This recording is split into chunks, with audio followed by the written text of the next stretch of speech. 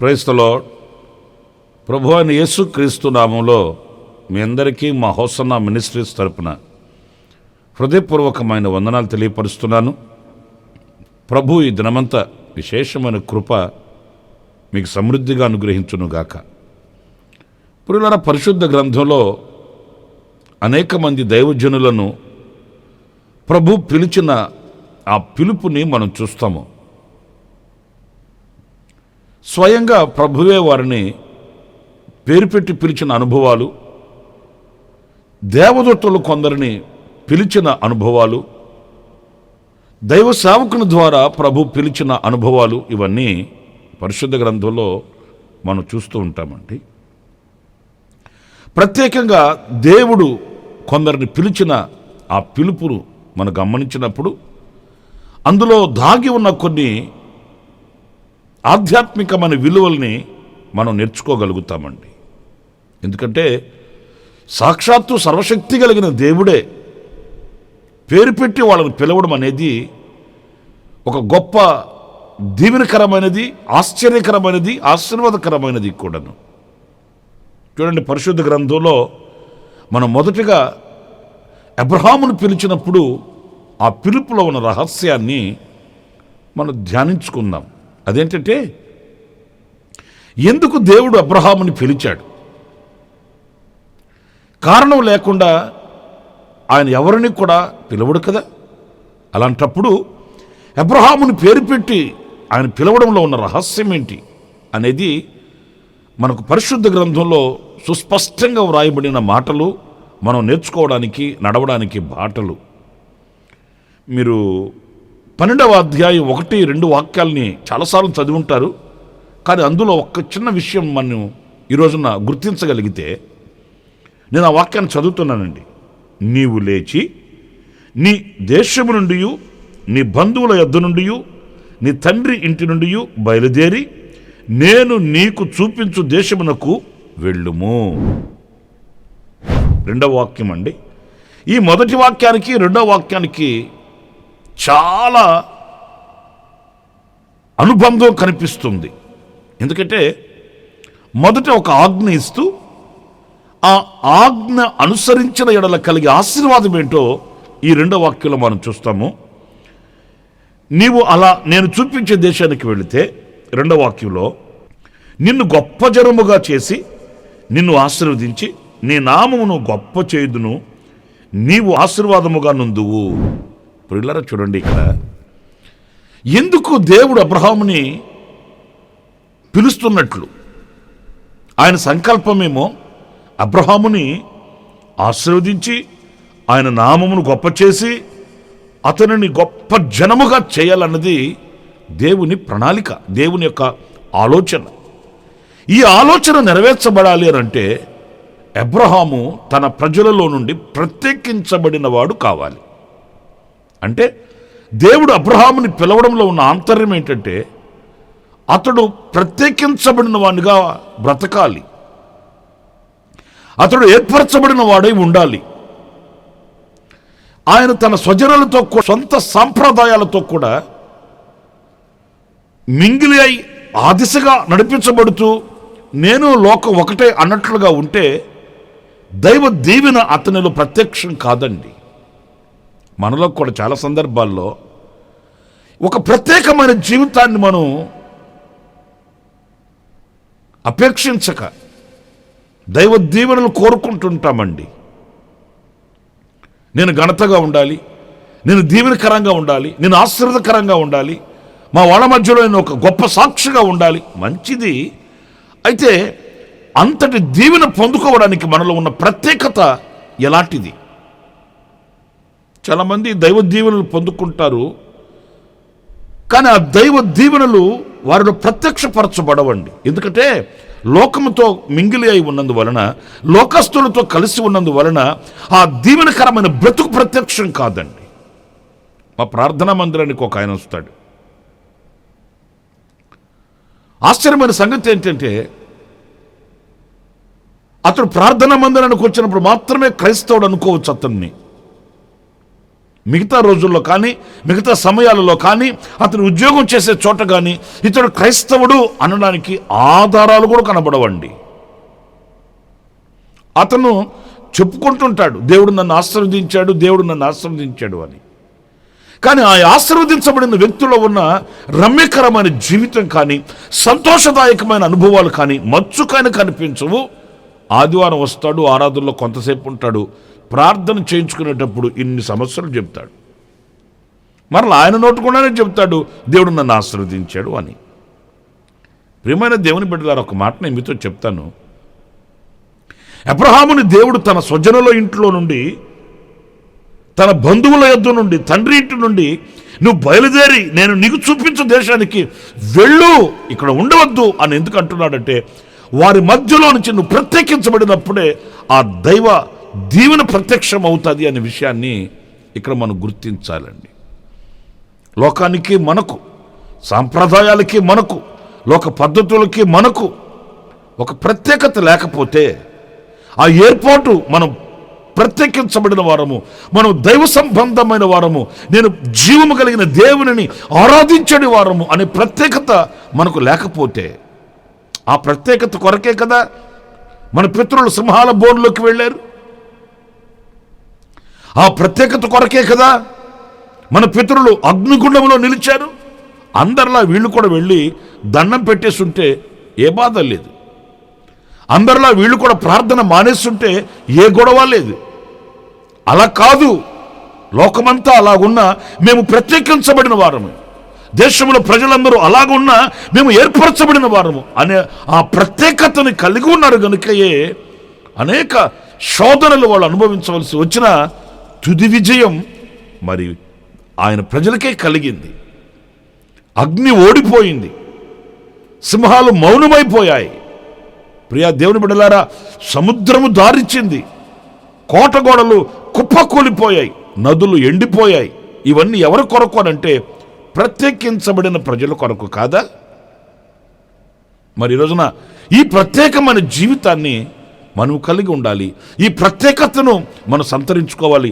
దాని కొరకే ప్రభు మనల్ని పిలుస్తున్నాడు అనే విషయాన్ని మనం మర్చిపోకూడదండి. ఆయన మనల్ని పిలిస్తే సర్వశక్తి కలిగిన దేవుడు, మాట్లాడే దేవుడు ఆయన.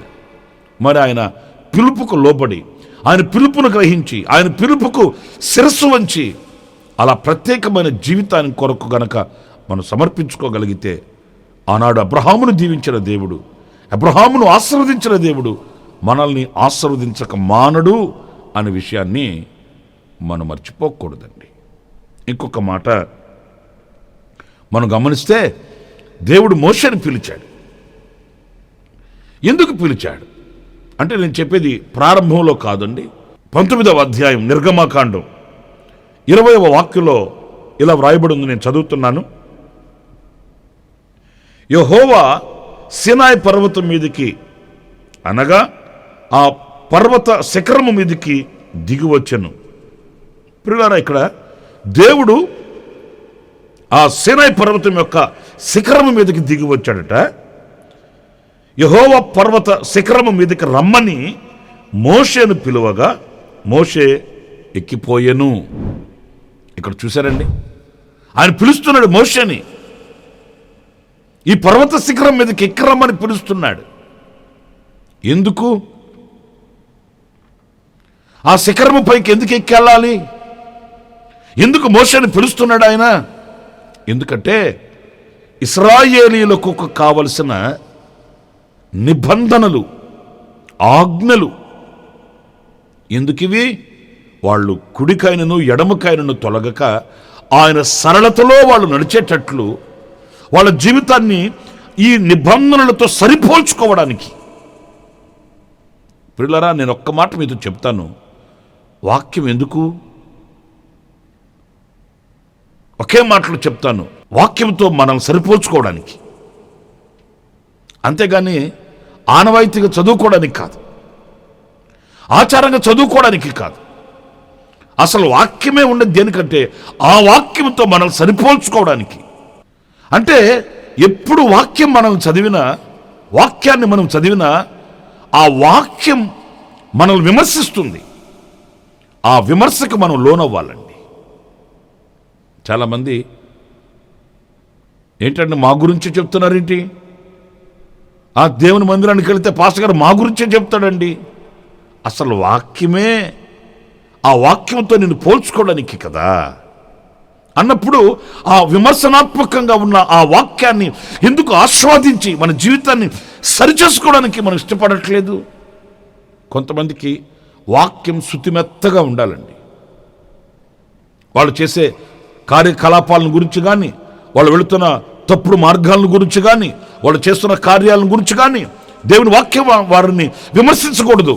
ఎప్పటికీ ఆశీర్వాదాల గురించి, దీవెనల గురించి, ఘనతను గురించి బోధిస్తూ ఉంటే చాలా సంబరంగా సమయాన్ని వెచ్చిస్తారు. కానీ తనలో ఉన్న లోటుపాట్లను సరిచేయడానికి వాక్యం ఎదుటికి వచ్చినప్పుడు వాళ్ళు సణుక్కుంటారండి. పిల్లల విమర్శకు ఎప్పుడు ఏ వ్యక్తి అయితే శిరస్సు వంచుతాడో, సరిచేసుకోవడానికి పూనుకుంటాడో ఆ వ్యక్తి ఎదుగుతాడండి. చూడండి, ఒక మొక్క ఎదుగుతుంది. ఆ మొక్క ఎదుగుతున్నప్పుడు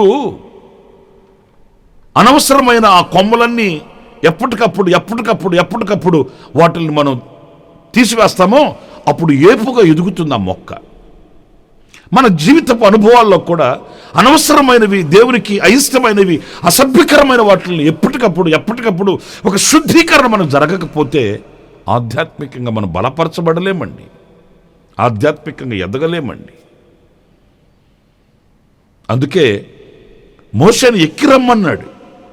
ఎందుకంటే మీరు సరిపోల్చుకోవడానికి నిబంధనలను నేను మీకు అనుగ్రహిస్తాను అని ఆ నిబంధనలను అనుగ్రహించుటకు ఆయన మోషేని పిలిచినట్లు దేవుని వాక్యం చెప్తుంది. మరి ఈ రోజున ప్రియ దేవుని బిడ్డలారా, ఆ దేవుని వాక్యాన్ని లేక నిబంధనలను, ఆజ్ఞలను అనుసరించి ఆయనకు ప్రీతికరమైన జనముగా, ఆయనకు ఇష్టకరమైనటువంటి స్వకీయ సంపాద్యముగా మనం ఉండుటకు మనల్ని పిలిచిన ఆ పిలుపుకు లోబడి ఎక్కి వెళ్ళి ఆ ఆధ్యాత్మికమైన అనుభవాన్ని ఆస్వాదించే వ్యక్తులుగా మనం ఉన్నామా? లేక ఆయన పిలుస్తుంటాడు, మనకు వాక్యం ఇంత కఠోరంగా ఉంటే కుదరదు, ఇంత నిక్కచ్చిగా మనం బ్రతకలేము, ఇలా మనం ఆ మార్గాన్ని తొలగదోసుకొని ఆ మార్గానికి మనం మనస్కరించక దేవుని పిలుపుకు పెడచెవిని పెట్టి మరి దేవుని యొక్క చిత్తాన్ని విస్మరించి తిరుగుతున్నామా అనేది మనం పరిశీలించుకోవాలి. మోషేను ఆయన పిలిచింది ఆజ్ఞలను అనుగ్రహించుటకు. మరొక విషయాన్ని కూడా నేను మీతో చెప్తాను. అదేంటంటే, సమూయేలు దీపములు ఆరిపోక మునుపు ఆయన మందిరములో ఆయన నిద్రపోతున్నాడు. చిన్న వయసు సమూయేలుది. సమూయేలు నిద్రపోతున్నప్పుడు ప్రభు పిలిచాడు సమూయేలుని. పాపం తెలియక దైవజనుడైన ఏలీ దగ్గరికి వెళ్ళాడు 1-2 సార్లు. దైవజనుడైన ఏలీ చెప్పాడు, నేను కాదు పిలిచేది, ఈసారి నిన్ను ఎవరైనా పిలిస్తే చిత్తము నేను ఆలకించుచున్నాను, నీ దాసుడను అని పలకమని చెప్పాడు. పిల్లారా, మీరు సమూయేలు రాసిన మొదటి గ్రంథం 3వ అధ్యాయం 10వ వాక్యంలో మనం గమనించినప్పుడు యెహోవా ప్రత్యక్షమై నిలిచి ఆ రీతిగా సమూయేలు సమూయేలు అని పిలువగా, సమూయేలు నీ దాసుడు ఆలకించుచున్నాడు, ఆజ్ఞ ఇమ్మనెను. ప్రియ దేవుని బిడ్డలారా, ఎంత మధురమైన చరిత్ర ఇది. ఎందుకంటే బాలుడైన సమూయేలు, చిన్న వయసులో ఉన్న సమూయేలుని దేవుడు పిలుస్తున్నాడు. సమూయేలు సమూయేలు అని అతని పేరు పెట్టి పిలుస్తున్నాడు. ఇక్కడ సమూయేలుని కాదు పిలిచింది, మరొకరిని అని మనం ఎక్కడ పొరపడడానికి ఆస్కారమే లేదండి. ఆయన పిలిస్తే అలాగే ఉంటుందండి, స్పష్టంగా ఉంటుంది, నిశ్చయంగా ఉంటుందండి. సమూయేలును పిలిచి ప్రభు చెప్తున్నాడు, ఏలీ కుటుంబానికి ఏలీకి జరిగే ఆ దుస్థితిని బట్టి, అంతవరకు జరుగుతున్న పరిస్థితులను బట్టి ఆ చిన్న వయసు కలిగిన సమూయేలుకి, ప్రియమైన దేవుని బిడ్డలారా, దేవుడు వివరించాడు. ఇక్కడ ఒక చిన్న మాట చెప్పి ముగిస్తాను. అదేంటంటే, సమూయేలు చిన్నవాడు, బాలుడు కదా. మరి జరుగుతున్నవి జరగబోయేవి మరి సమూయేలుకి దేవుడు వివరించినప్పుడు ఈ చిన్న మనసులో ఇలాంటివన్నీ చెప్తే సమూయేలు మనస్సు తట్టుకోలేదేమో, హృదయం తట్టుకోలేదేమో అనే ఆలోచన దేవునికి వచ్చి ఉండదండి. వాస్తవంగా మనం పెద్దలు మాట్లాడుకునేటప్పుడు చిన్నపిల్లలు ఎవరైనా వస్తే, అరే నువ్వు బయటకు వెళ్ళరా అని చెప్తాం. ఎందుకంటే ఆ విషయాలు బేరు చేసే మనసు వాళ్ళకి లేదు.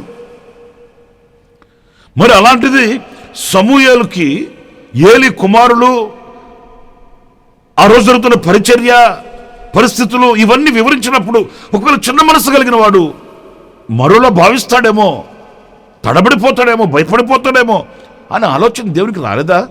ఎందుకు రాలేదేంటి? ప్రియులరా, ఒక మాట నేను మీతో చెప్తాను. అలా తెలియపరిచాడు గనుకయే సమూయేలు జాగ్రత్త పడ్డాడు. అలాగ తెలియపరిచాడు గనుకయే సమూయేలు పవిత్రంగా పరిశుద్ధంగా నడవడిని దిద్దుకోగలిగాడు. వాళ్ళు అలా చేస్తున్నారు, నేను అలా చేయకూడదు. వాళ్ళు అలా ఉంటున్నారు, నేను ఇలా ఉండకూడదు. వాళ్ళు వెళుతున్న మార్గం ఇది, నేను ఆ మార్గంలో వెళ్ళకూడదు అని జీవితాన్ని సరిచేసుకొని దేవునికి ప్రియమైన వ్యక్తిగా, ఒక ప్రవక్తగా సమూయేలు స్థిరపరచబడ్డాడు. ఈ వాక్యంలో మనం నేర్చుకోవాల్సింది, సమూయేలుని దేవుడు పిలిచి జరగబోవు వాటిల్ని సమూయేలుకు వివరించాడు గనుక, ఆ జరగబోవు వాటిల్ని దేవుడు అతనికి స్పష్టంగా చెప్పాడు గనుక తన మార్గాన్ని, సరళత తొలగిపోకుండా పవిత్రంగా గురి యొద్దకు పరిగెత్తగలిగిన ఒక వీరునిగా ఆయన నిలవగలిగి ప్రవక్తగా అభిషేకించబడ్డాడు. ఈ రోజున రాబో దినములలో మన విశ్వాసమందు బలపరచబడినట్లు, ఆయనలో ఇంకనూ ఆధ్యాత్మికంగా శక్తివంతమగునట్లు మనకు కావలసిన ప్రతి ఆలోచన ఆయన మనకు బోధిస్తాడు, ఆయన మనకు వివరిస్తాడు. అందుకే ఆయన సమూయేలును పిలిచాడనే విషయాన్ని మర్చిపోకూడదండి. మనం ఎవరినో అడగాల్సిన అవసరం లేదు, ఎవరినో ముందు పెట్టుకుని వెళ్ళాల్సిన అవసరం లేదు. కానీ మనల్ని నడిపించే నాయకుడు ఉన్నాడు, పోషించే దాత ఉన్నాడు. ఆయనను మున్మాదిరిగా పెట్టుకొని, ఆయనను గురిగా ఉంచుకొని మనం అడుగులు వేయాలి. ఆయన మనకు సమస్తం తెలియపరుస్తాడు. ప్రత్యేకించబడిన వ్యక్తిగా ఉండడానికి అబ్రహామును దేవుడు పిలిచాడు. ఆజ్ఞలను అనుగ్రహించి సరళత తొలగిపోకుండా ఉండేటట్లు మోషేను పిలిచాడు. జరగబో వాటిని తెలియపరిచి సమూయేలును ప్రవక్తగా స్థిరపరచడానికి దేవుడు సమూయేలును పిలిచాడు. ఆ దేవుడే మనల్ని పిలిచే దేవుడు, నిన్ను పిలిచే దేవుడు. ఆ దేవునికి నిన్ను నీవు అప్పగించుకుంటే నూతనమైన మార్గాలలో ఆయన నిన్ను నడిపిస్తాడు, అడుగులు తడబడనివ్వకుండా కాపాడుతాడు. దేవుడు అలాంటి కృప మనందరికీ అనుగ్రహించుడుగాక. తలలు వంచండి, ప్రార్థన చేసుకుందాం. కృపా సత్య సంపూర్ణుడా, జీవాధిపతి యేసయ్యా, మీకు వందనాలు చెల్లిస్తున్నాను. ఈ దినం మీరు పిలిచే పిలుపులో ఉన్న రహస్యాన్ని గుర్తించే ఈ మంచి సమయాన్ని మాకు మీరు అనుగ్రహించినందుకు వందనాలు చెల్లిస్తున్నాను. గొప్ప దేవుడువు, మహోన్నతుడువు, మహోపకారివి. నైనా మేము ప్రత్యేకించబడిన వారమై, నీ ఆజ్ఞానుసారమైన మార్గాలలో నడిపించబడుతున్న వారమై, నీ చిత్తాన్ని తెలుసుకొని స్థిరపరచబడినట్లు నైనా మీరు కృపను అనుగ్రహించి నడిపించమని మమ్మల్ని మీ చేతులు సమర్పించుకుంటున్నాను. గడాంధకారపు లోకములో నీ దుడ్డు కర్ర, నీ దండం మాకు తోడుగా ఉంచి మా అడుగులు తడబడకుండానట్లు కంచె కాపుదల మీరు అనుగ్రహించి మమ్మల్ని మీరు నడిపించమని యేసు నామములో ప్రార్థించి వేడుకొనుచున్నాను తండ్రి. Amen, amen. ప్రభు కృప ఈ దినమంతా మీకు తోడే ఉండుగాక. అలాగే ఈ వాక్యానుసారంగా తీర్మానం చేసుకొని ప్రార్థించిన వారికి నా దేవుని సన్నిధి సదాకాలం తోడే ఉండుగాక. జన్మదిన శుభవేడుకలు జరుపుకుంటున్న వారికి నా దేవుని కటాక్షం మీకు కలుగుగాక. కన్నీళ్లలో ఉన్న వారికి విడుదల ప్రభు అనుగ్రహించుగాక. ఆమేన్. ప్రతి దినము ఈ అనుదిన కృపాను సందేశాల కొరకు, ఇంకా మరిన్ని ఆత్మ సంబంధమైన సందేశాల కొరకు ఈ మా యూట్యూబ్ ఛానల్ ని సబ్స్క్రైబ్ చేసుకోండి. Pastor Ramesh, hosanna ministries.